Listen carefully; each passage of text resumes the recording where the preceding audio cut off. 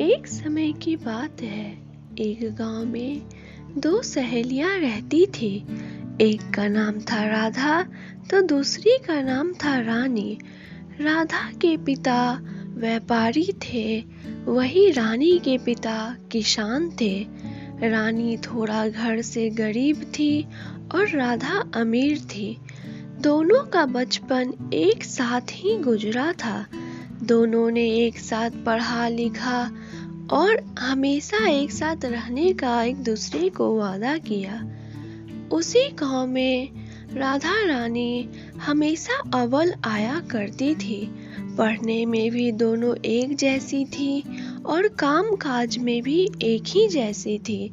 दोनों धार्मिक स्वभाव की थी और देखने में भी दोनों अति सुंदर थी। धीरे धीरे समय बीतने के साथ साथ राधा रानी अब और भी बड़ी हो चुकी थी। अब दोनों के पिताश्री सोचने लगे कि क्यों नहीं हम अपनी बेटी का विवाह कर दें।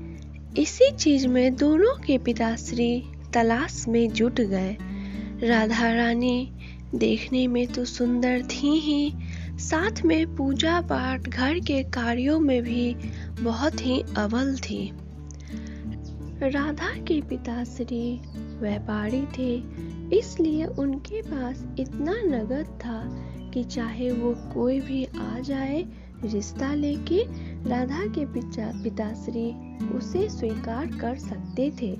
लेकिन वही रानी के पिताश्री किसान थे, जिनके पास इतने पैसे नहीं थे कि वह किसी से विवाह कर ले। धीरे धीरे समय बीतता गया। राधा के लिए एक बहुत ही सुंदर रिश्ता आया शहर से और देर ना करते हुए राधा के पिताश्री ने उसका विवाह कर दिया। लेकिन रानी अभी भी कुंवारी थी।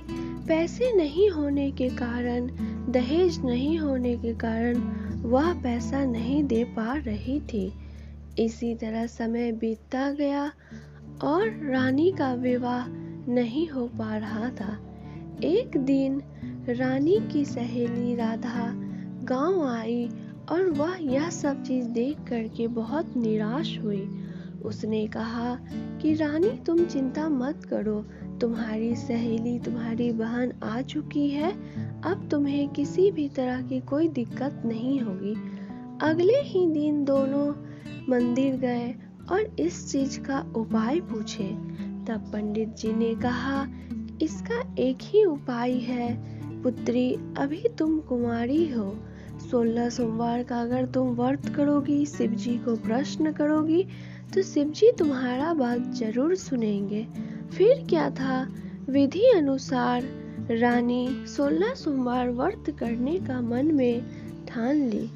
धीरे धीरे समय बीतता गया और राधा रानी दोनों मिल करके इस पूजा को करने लगी। एक दिन राधा जब अपने ही घर में थी तो उसके पिताश्री उसके ससुराल से आए और उन्होंने रानी को भी देखा। राधा से पूछा, बिटिया ये लड़की कौन है? तब रानी ने देखा कि उसके ससुर जी मेरे ही बारे में पूछ रहे हैं। राधा ने कहा, पिताश्री यह मेरी मित्र है, हम दोनों बचपन से सहेलियां हैं। राधा के ससुर को रानी बहुत ही अच्छी लगने लगी। उन्होंने मन ही मन ये तय कर लिया कि मेरे छोटे बेटे का विवाह इसी के साथ होगा।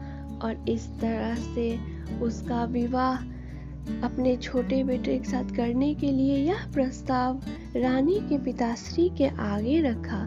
फिर क्या था, रानी के पिताश्री बहुत ही खुश हुए, ना ही ज्यादा खर्च हुआ और रानी का विवाह भी हो गया। अब राधा और रानी फिर से एक साथ हो चुकी थी और यह सारा चीज से शिव जी को जाता है, सोमवार व्रत को जाता है। कहा जाता है इस व्रत को करने से बड़े विघ्न टल जाते हैं। तो दोस्तों आज का शिव कथा यही था, शिव चालीसा यही था, शिव आरती, शिव भजन सब यही था दोस्तों। उम्मीद करूँगी पसंद आया होगा। पसंद आने पर वीडियो को लाइक, चैनल को सब्सक्राइब जरूर कीजिएगा। मिलती हूँ अगले वीडियो में, तब तक के लिए आपका बहुत बहुत धन्यवाद।